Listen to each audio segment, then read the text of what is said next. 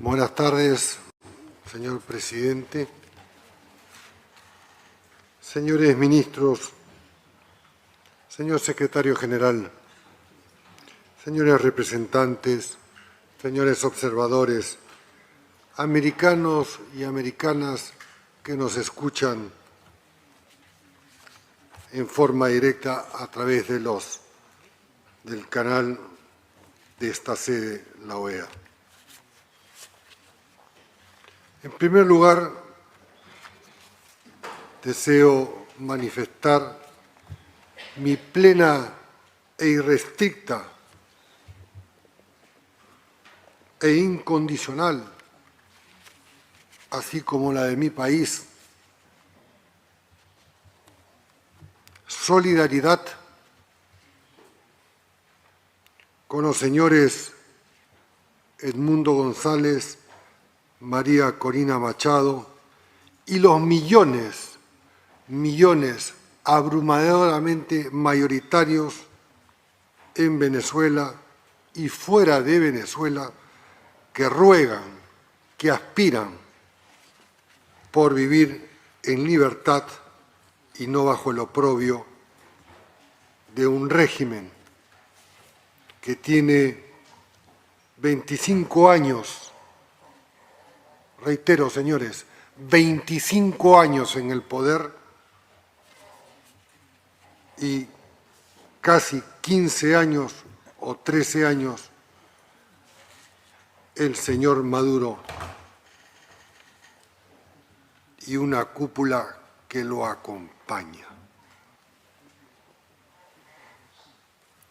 En segundo lugar, estamos y nos escuchan y somos responsables todos de lo que decimos, de lo que omitimos, de lo que callamos frente a nuestros conciudadanos y frente al público en general. Y por eso quiero explicar con detalle qué significa haber suprimido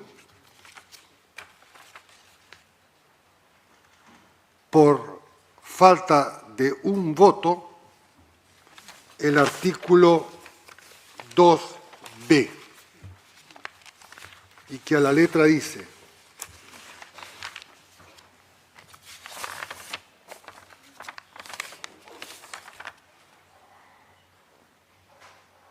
instar al Consejo Nacional Electoral de la República Bolivariana de Venezuela a que a. publique inmediatamente los resultados de la votación de las elecciones presidenciales a nivel de cada mes electoral, para lo cual es un paso esencial. B.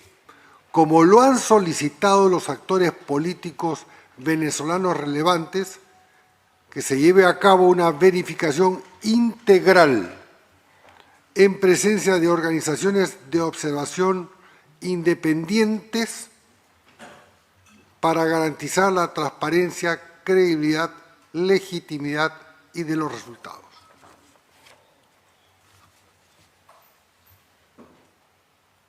Han habido 17 votos a favor, no hemos alcanzado siquiera mayoría, 11 abstenciones y, si el cálculo no falla, 5 ausentes. ¿Qué significa abstenerse? En el fondo es no tener la suficiente voluntad de expresar que están a favor de la verificación de los votos que asignan, en teoría, la victoria al señor Maduro.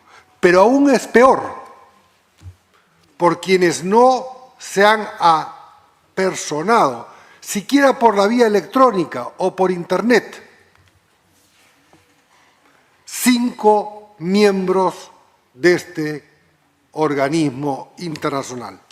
Y para abortar los regímenes que se quieren perpetuar en el poder,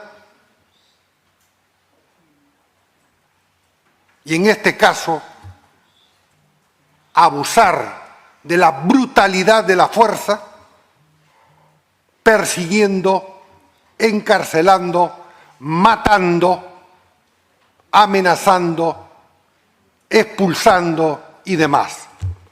Ahora bien, yo me pregunto, si acaso nosotros no leemos, los presentes, los ausentes y quienes se han abstenido, los periódicos de hace 4, 5 o 7 años, no sabemos de la existencia del señor Leopoldo López, hace 2 o 3 años perseguido y teniendo que vivir en el exterior para no sufrir carcelería.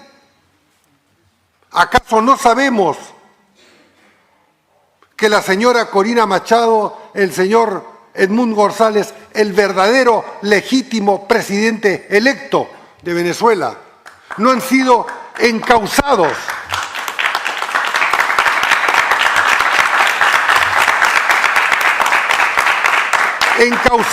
por el fiscal del régimen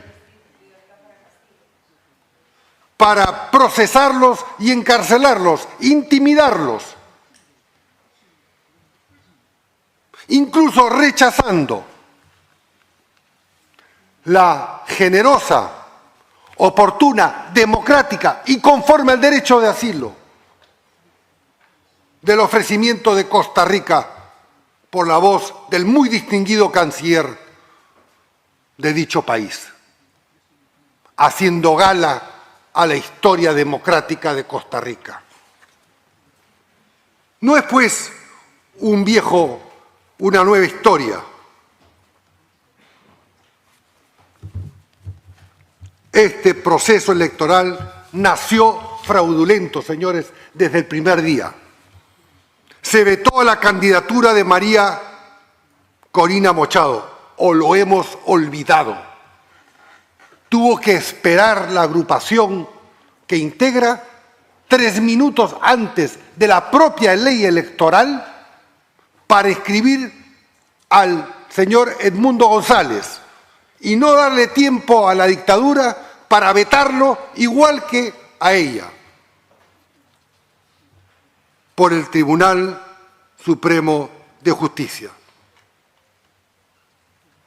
Acusada sin pruebas, pese a lo cual hasta ahora la señora Machado no pesa sentencia judicial y menos aún una investigación preliminar con pruebas.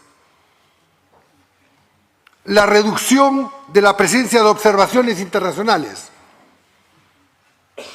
Se anuló la invitación a observadores que el propio régimen había invitado y solo se permitió la presencia del incuestionable Centro Carter de los Estados Unidos. Y que en concreto dice, y me permito, para que no se crea invento, subrayar leyendo: no ha alcanzado los estándares internacionales de integridad electoral en ninguna, subrayo, en ninguna de las etapas relevantes y ha infringido numerosos preceptos de la propia legislación nacional. Las autoridades del Consejo Nacional Electoral mostraron parcialidad a favor del oficialismo y en contra de las candidaturas de la oposición.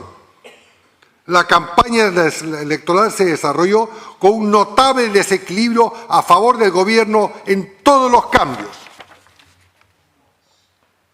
La ciudadanía venezolana se movilizó pacíficamente el 28 para expresar sus preferencias. Sin embargo, el Centro Carter ha sido categórico en calificar este proceso indigno. Voy a leer 2 párrafos más.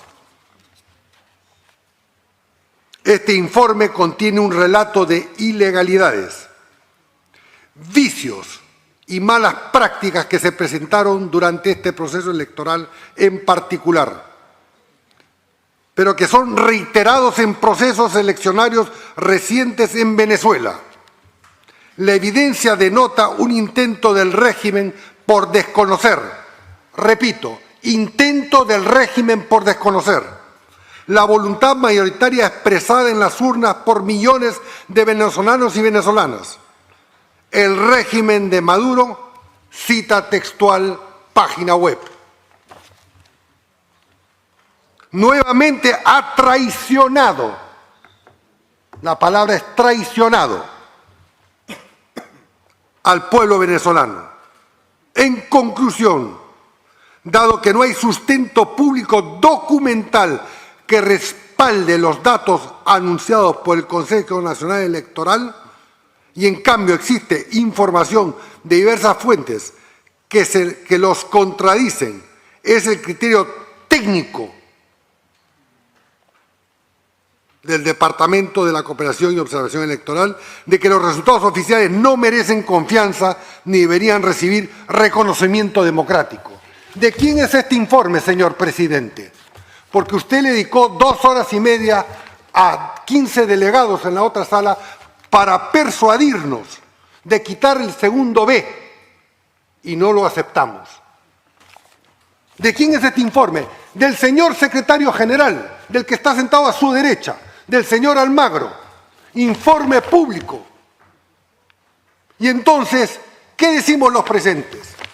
Los que se han abstenido, los que no están, los que votaron en contra, van a descalificar la misión técnica de la propia organización que nos convoca o que hemos convocado varios países.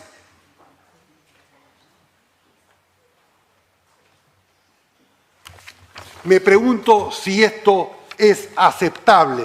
El mundo entero y nuestros ciudadanos, quiero que lo sepan todos, reclaman y aspiraban una democracia libre.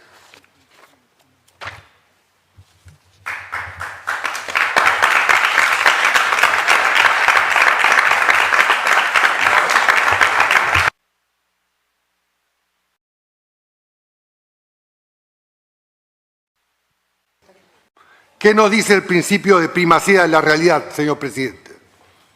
Primero, que la agrupación que postuló a Edmundo González a la presidencia de la República tiene, a las 12 de la mañana del día de hoy, el 90% del escrutinio de las actas válidas, oficiales, que dan 39 puntos de diferencia a favor del señor González.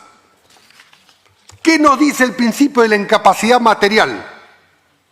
Principio de la primacía de la realidad, filosofía política, principio de la incapacidad material, filosofía política. ¿Qué nos dice? Que el señor Maduro no ha podido ni podrá demostrar su victoria porque el lunes de la madrugada del día 29, al haber sostenido la autoridad electoral que al 80% del conteo de las actas lo declaraba ganador, aún no ha mostrado, entonces no había mostrado ni una sola acta, las prometió para el día subsiguiente, para el día siguiente. Sin embargo, a las 11 de la mañana, sin acta alguna, el señor Maduro fue proclamado por la Junta Electoral a la que le responde. El candidato González ha ganado gracias a la gran participación popular y extraordinaria organización preventiva por todos estos antecedentes de la oposición, que pudo rescatar las actas originales, que están ahora todas, para que las veamos todas. Pediría que las muestren. Tengo el link al acceso de todo el mundo. Actas oficiales, señores votantes. lo cual es un hecho, no es una suposición, es un hecho. A estas alturas, 3 días después de realizados los comicios, ya no cabe aceptar actas de parte de la autoridad electoral, porque si no pudo presentarlas faltando el 20% sin haberlas sustentado, 7 horas después proclamando al señor Maduro, ¿qué podemos esperar 72 horas después? ¿Sabe qué? Lo que hemos aprobado. Mejor dicho, lo que han aprobado otros, no nosotros, no el Perú, ni 17 países comprometidos con la democracia. ¡Libertad para el presidente Castillo! ¡Libertad para el presidente Castillo! ¡Dina asesina! ¡Libertad para el presidente Castillo! ¿Cómo pueden hablar de democracia si tienen al presidente constitucional preso? La señora presidenta constitucional de mi país asumió conforme al proceso y a la Constitución peruana. Es más, voy a hacer esta aclaración, ya que el señor presidente no ha puesto orden conforme al reglamento.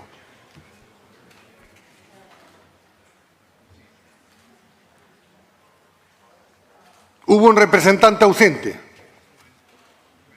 que encontrándome en una esquina, en una reunión, me dijo: es muy fácil la solución con ustedes. Entrégame a Castillo y mando un avión por él. Lo tengo en chat, señor presidente. Y yo, con esa pausa de persona curtida en estos ambientes, dije: ok, preséntame una nota verbal,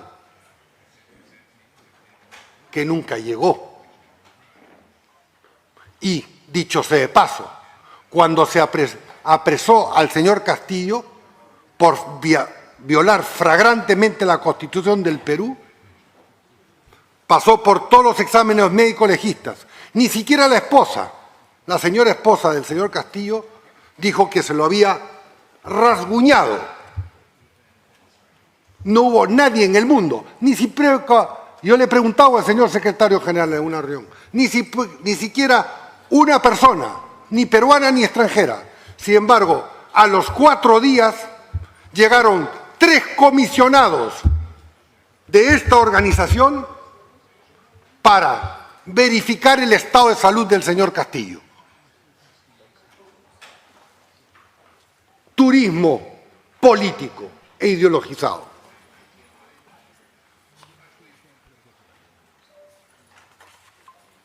Tomaré como antecedente porque se dice que es intromisión, además de lo suscrito por todos nosotros en el Pacto de San José, en el Pacto de Bogotá y la Carta Democrática. La doctrina Tobar, proclamada por el canciller famoso y honorable del Ecuador, Carlos Tobar, en 1907, que exhortó en defensa de la legitimidad democrática latinoamericana para que los gobiernos de América Latina se abstuvieran de reconocer a los regímenes de facto surtidos de actos contrarios a la democracia y a la Constitución. Hace más de 100 años, no fundada la OEA, esta doctrina tuvo inmediata resonancia en los estados de Centroamérica e inclusive los principios de la doctrina Tobar fueron recogidos por el presidente de los Estados Unidos, Woodrow Wilson, y aplicados en los casos del gobierno de facto surgidos en México, con el general Victoriano Huerta, que derrocó al presidente Francisco Madero en 1913, y en Costa Rica, con el general Federico Tinoco en 1917. Por ende, señoras y señores,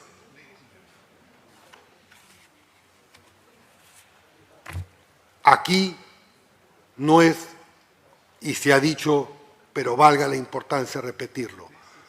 No es el debate sobre si tal o cual persona profesa una ideología. O se es demócrata o no se es demócrata. No cabe la posibilidad de ser medio demócrata.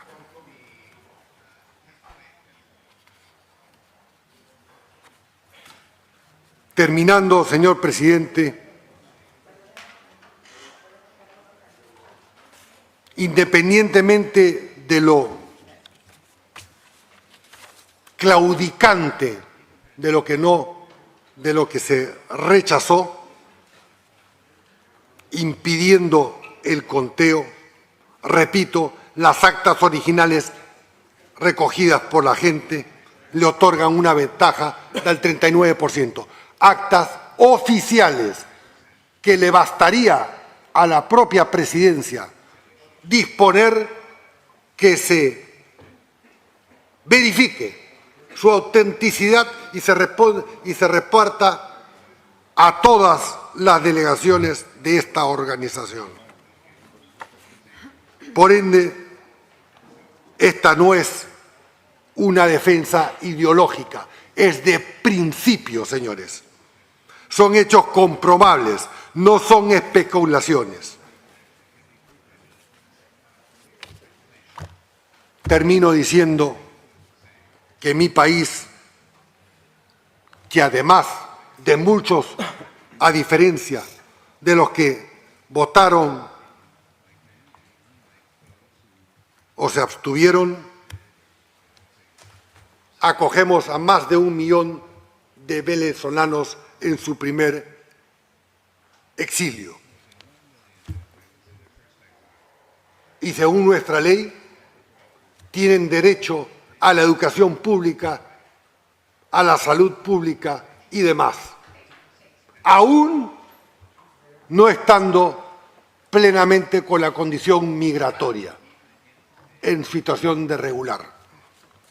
Porque así de generoso es el pueblo peruano, nuestra Constitución y nuestras leyes, de las cuales nos enorgullecemos, porque la gran mayoría de los que han pisado y se han quedado en el Perú son trabajadores honrados, honestos.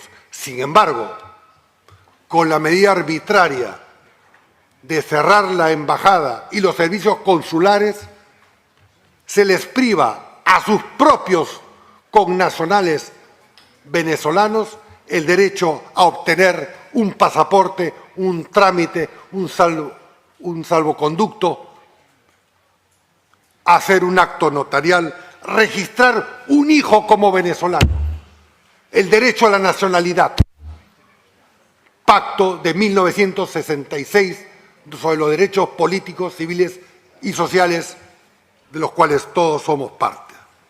Entonces, esta es una jornada que nos debe, o mejor dicho, no me incluyo, ni incluyo a los 17 países,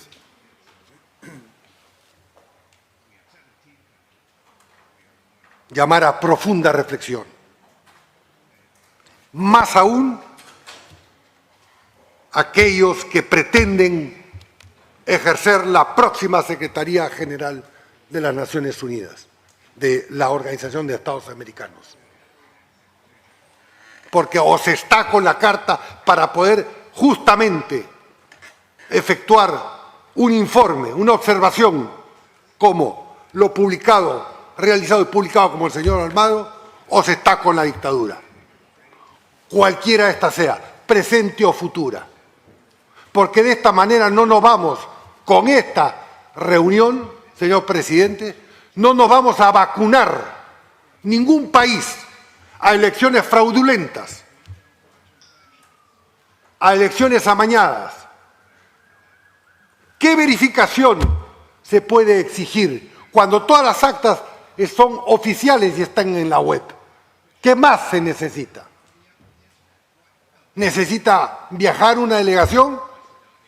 Si ni siquiera han sido aceptados algunas personas o representantes de países incluso que se abstuvieron. Entonces, lo que corresponde, porque a final de cuentas le estamos dando la razón a nuestros electores, a nuestros jóvenes, que no nos creen,